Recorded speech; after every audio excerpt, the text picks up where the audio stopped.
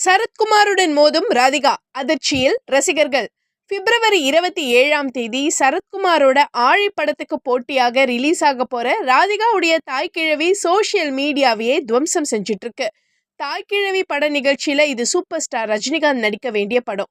அவர் அந்த கெட்ட போட மாட்டார்னு அது லேடி கேரக்டராக மாத்தி என்ன நடிக்க வச்சுட்டாங்கன்னு ராதிகா பேசி மேலும் ஹைப்பை இன்க்ரீஸ் பண்ணியிருக்காங்க. இந்த படத்துடைய தயாரிப்பாளர் வேற யாரும் இல்ல மக்களே, நம்ம எஸ்கே தான். சேயோன் பட பிஸி ஷெட்யூல்லையும் தாய்க்கிழவி பட நிகழ்ச்சியில கலந்துக்கிட்டு எஸ்கே பேசின விஷயம் பலரையும் யோசிக்க வச்சிருக்கு.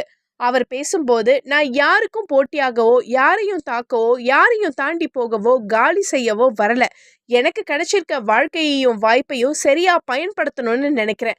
என்ன அதுக்கு விட்டுடுங்க, இதுதான் நான் உங்ககிட்ட கேட்குறேன்னு டீப் ஹார்ட்ல இருந்து பேசியிருக்கிறாரு எஸ்கே.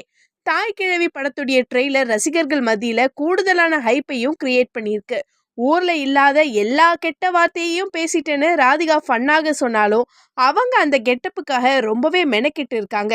அவங்க உழைப்புக்கு எந்த அளவுக்கு பலன் கிடைக்கும், படம் எந்த அளவுக்கு சக்சஸ் ஆகும்னு பொறுத்திருந்து பார்க்கலாம்.